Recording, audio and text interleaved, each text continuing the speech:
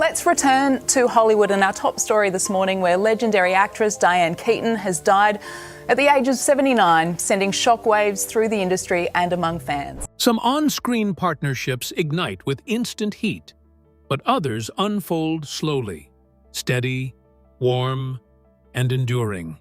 Jack Nicholson and Diane Keaton were never just co-stars. They shared a rare connection that illuminated what it truly means to grow and evolve together, both on and off the camera. When Nicholson later reflected on their bond, his words revealed something deeper than gossip or legend. Theirs was a story built on respect, trust, and an unspoken understanding. A love that quietly shaped their art and their lives in ways few could fully see, yet everyone could feel. The art of unspoken chemistry. Jack Nicholson and Diane Keaton first crossed paths as driven, singular artists in Hollywood, each carving a unique space with their distinctive styles.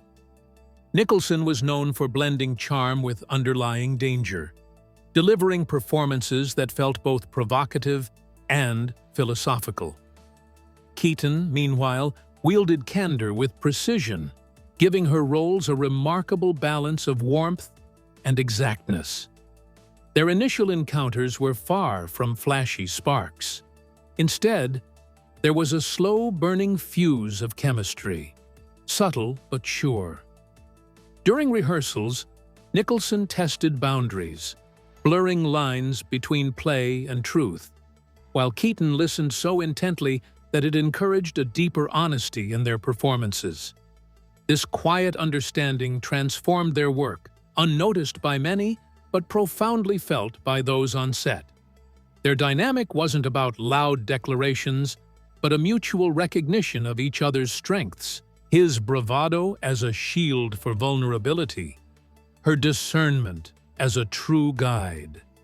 This connection was rare, built on a foundation that neither could unknow. The camera often caught moments where their interaction went beyond scripts, capturing a delicate balance of tension and trust. Their growing artistic vocabulary meant they didn't have to spell everything out. Pauses, glances, and gestures spoke volumes. The chemistry wasn't explosive or immediate. Instead, it matured quietly, forming a rhythm that challenged typical Hollywood romances. They shared oxygen in a way that transformed scenes and those who witnessed them. This slow unfolding set them apart from the usual portrayals of passion and romance, emphasizing craft over spectacle. Because once you know such an artistic companion, you wait patiently for the right story to reveal the full extent of that connection. It was not flashy or loud, but deeply rooted in respect. The earliest seeds of their bond held the promise of something that would endure beyond surface impressions.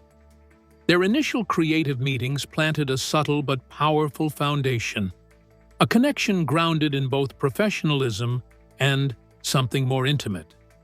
Each understood the other's complexities, knowing strength came not from domination, but from listening and presence. In a world craving instant gratification, their patience was a radical act. Together, Nicholson and Keaton created a space where complexity was welcome and vulnerability could be a strength. This early partnership foreshadowed a relationship that valued pacing, mutual respect, and evolving understanding above all. It was a slow dance of discovery, one that set the stage for an enduring bond. Rather than explosive passion, their early chemistry resembled weather, quiet, persistent, reshaping their lives and careers in subtle, lasting ways. This rare kind of connection prepares us to look beyond the typical love story and into the nuances of two people growing together. Before the full story unfolds, it's important to understand how this gentle chemistry formed the cornerstone of everything that was to come. The quiet evolution of love. Their romantic connection did not arrive like a thunderclap, but seeped slowly into their lives, amid the rhythms of work and quiet moments after the cameras stopped rolling. Nicholson and Keaton were neither naive nor reckless. They recognized each other's contradictions and complexities and accepted them without trying to change or fix. This mutual recognition formed the basis of a mature, seasoned courtship marked by laughter, thoughtful silences, and genuine attentiveness. Unlike the typical whirlwind romance, theirs was unperformed and deeply authentic, sharing weight in their laughter and ease in their silences. Even disagreements were acts of care, signaling where fears threatened to diminish rather than strengthen their bond. Neither sought to tame nor elevate the other, but instead negotiated a generous space that allowed both to remain fully themselves. Their relationship insisted on aliveness and curiosity. It welcomed risk without demand and embraced porousness, the willingness to grow and change alongside each other. For a time, the outside world faded to a mere soundtrack, while their connection felt like a private conversation happening in the public eye. This period was unlike typical Hollywood romances, quiet, complex, and filled with unspoken understanding. What brought them together was not love at first sight, but the comfort of mutual understanding with all flaws revealed. This was a unique present, a recognition that love can have both development and disparity. They formed a bond that could not be simplified to stereotypes, giving priority to truth instead of pretending, and to being rather than just being seen. The bond between them was strengthened by the fact that each of them continued to be a person on his or her own, but connected, thus demonstrating how two people can have a strong bond without losing their individuality. This fine line between closeness and separateness became a characteristic of their relationship. Nicholson and Keaton, in their relationship, established that love need not be possessive, and that love can be generous rather than restricting. Their romance indicated the way for adult love, one that is complex and unlabeled. Their chemistry developed in very private ways, through the looks with their shared past, the forgiveness quietly waiting to be asked for, and a pace that was indicative of great trust. They were not only playing partners or lovers, they were friends learning together the subtle art of being in touch without losing their identity. This rise in their relationship set the tone for a love that would inspire both their lives and their work, a foundation that even separation could not erase. Breakup and artistic growth. Their parting did not come as a sudden rupture, but like inevitable weather after a long season, gentle yet unavoidable. Nicholson needed room to retain his sense of danger and unpredictability. Keaton needed space to hold on to her own truth and authenticity. These needs clashed not out of spite, but from a profound recognition that their paths had to diverge. The grief they experienced was clear and orderly, without bitterness. They acknowledged the limits of geometry, how affection can remain even when the lines between people shift. Their farewell was marked by honesty, granting each other the courtesy of not pretending all was well when it was not. This kind of clarity brought its own kind of healing. In the aftermath, their transformation was evident. They returned to their work as a place where intimacy could exist without ownership or control. Art became the mediator, a space for their shared history to be expressed as generosity rather than grievance. It was a form of translation, turning private understanding into public grace. Scene by scene, film by film, they practiced a forgiveness refined by time. This forgiveness did not erase the past, but gave it a safe home, an address from which both could move forward. Their creative collaboration became a vessel for healing, transcending personal pain to create something that audiences could connect with deeply. Their breakup opened new avenues for growth, proving that endings need not be catastrophic to be meaningful. The change allowed them to develop as individuals and artists, expanding their emotional range and maturity. Their journey demonstrated that love could evolve into respect and friendship without losing its essence. This transformation stands as a testament to how relationships, even those that end, can leave lasting imprints that shape life and art. They redefined what it means to end well and showed how separation can be productive rather than destructive. Through this process, Nicholson and Keaton refined a model of adult intimacy grounded in honesty, acceptance, and creative partnership. Their story resisted the usual narratives of scandal and heartache, replacing them with grace and resilience.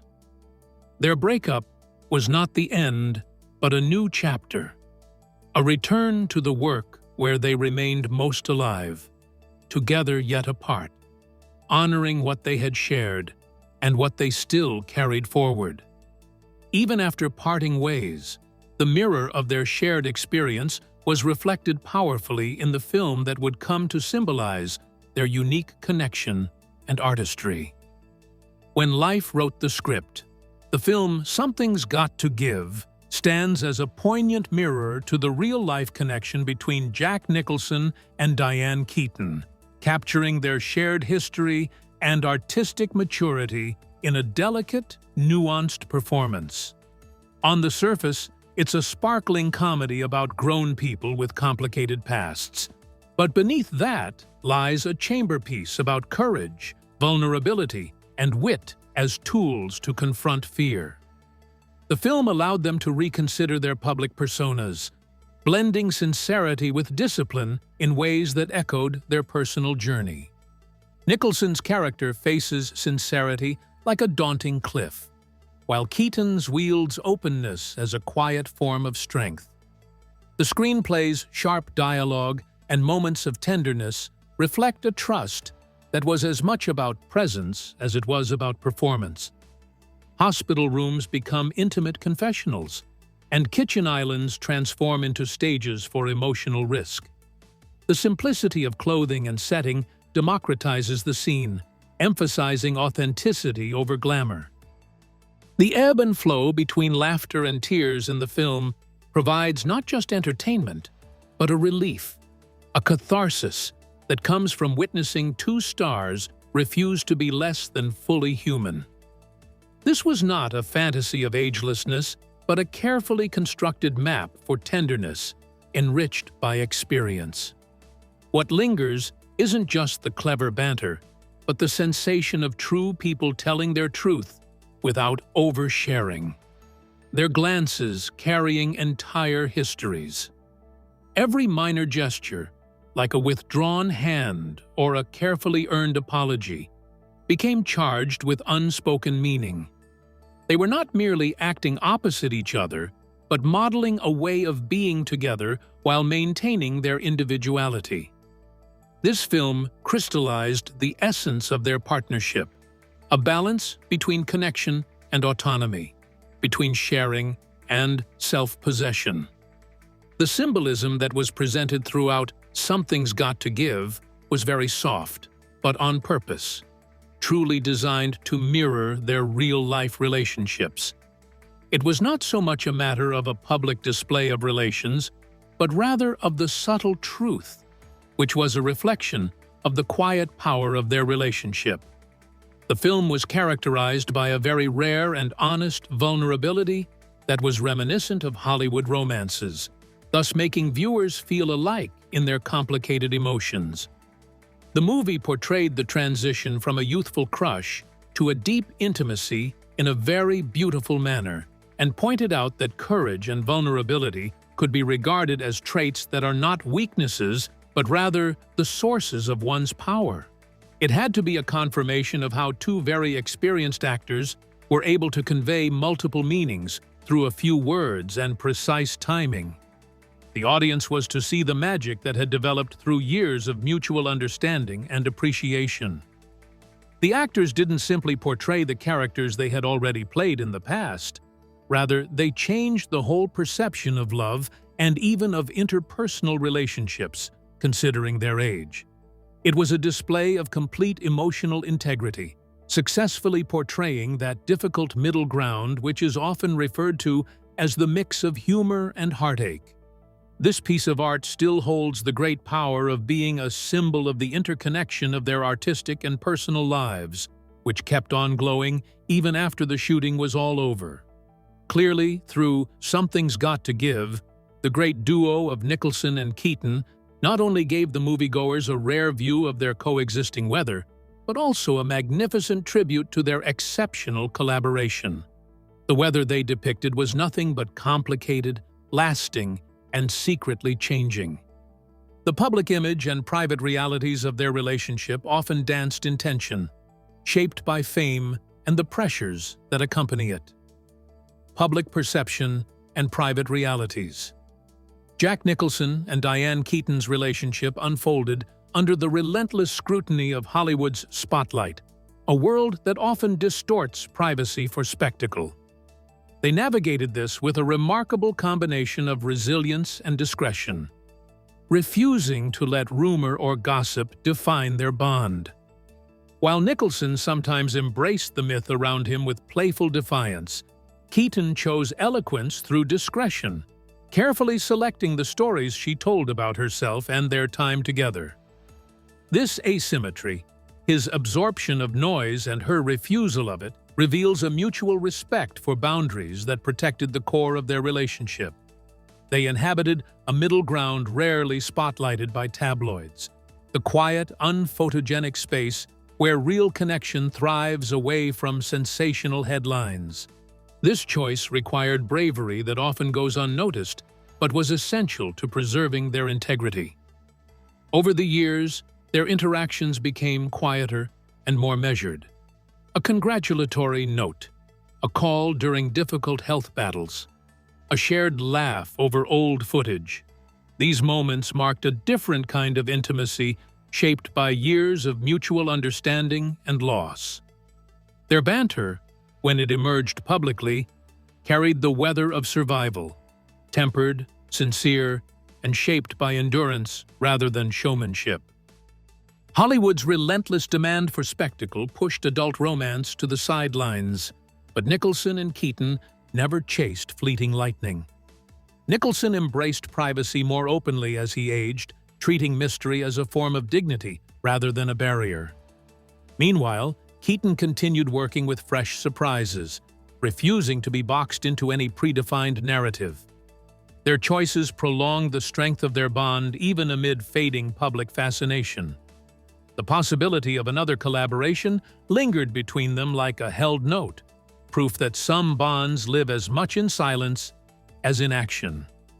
Sometimes the question itself becomes art, holding the tension of what could be without demanding closure. That openness made their story deeply human, both on and off screen. After Diane Keaton's passing, Jack Nicholson's words carried more weight in what was unsaid than in any grand gesture. He spoke of her clarity, how she instinctively knew where a scene should land, her gentle guidance, and her effortless generosity. He remembered her laughter, her warmth, and the kindness that extended far beyond their circle. His reflections were quiet, grateful, and heavy with absence. A love not ended, but transformed. Their connection remained, reshaped by memory and reverence. Together, they left a legacy both tangible and invisible, etched in timeless performances and in the courage they gave others to seek truth in their own art. Their story reminds us that intimacy thrives in respect, and that presence itself can be the purest form of love. Their journey through life and art ultimately brought forth reflections that revealed the true depth of a bond that altered both their lives forever. Nicholson's final revelations. In the wake of Diane Keaton's passing, Jack Nicholson finally broke his long-held silence, sharing reflections that revealed the quiet depth of their bond. He spoke with humility and reverence, avoiding grand declarations or sensational claims. Instead, His words painted a picture of profound respect for Keaton's clarity and grace, how she instinctively understood where a scene should land and could gently guide everyone toward it. Nicholson's voice lowered, but his presence remained strong, embodying the weight of friendship and loss intertwined. Nicholson didn't just reminisce about moments shared on set, but also about the laughter that marked their relationship, a laughter that extended beyond themselves to strangers who felt seen by her light. He acknowledged the generosity Diane carried quietly, illuminating lives she would never meet. His reflections were threaded with gratitude and absence, expressing a presence felt even in her absence. This was a friendship that transcended time, a bond that changed address but never truly ended. He sidestepped the urge to narrate specific stories or offer retroactive claims, choosing instead to honor their connection through simple truths. Some loves don't conclude with finality. They evolve into something different and lasting. For Nicholson, the particulars remained private, cherished memories held with gentle care. What the public glimpsed was the reverence and aching sorrow of an artist mourning a fellow artist whose light permanently altered his world. Their legacy is both literal, through the films they made together, and atmospheric, inspiring audiences and artists to rethink what endurance in love and art really means. Their work showed that romance need not fade with age, and that vulnerability can be a source of true power. Nicholson and Keaton demonstrated that star power is a tool for connection, not an end in itself. Their example granted permission to live openly, honestly, and without denial. They didn't just create scenes. They produced settings, areas where on-screen and off-screen intimacy, honor, and sincerity could flourish. The directors got the message that the most enthralling chemistry came about when equals were in dialogue. The actors realized that limiting oneself and simultaneously sharing the timing could produce an electrifying atmosphere in the room. The audiences were able to find hope in the actors' displays, accepting that it is never too late to honestly embrace love, laughter, and human complexity. Their narrative is not easy to apply one label to. It does not fit into any category. It is more in gestures than in words, in a stare that lasts a little too long, in a witty remark that is forgiving, or in the confidence that permits imperfection on the way to truth.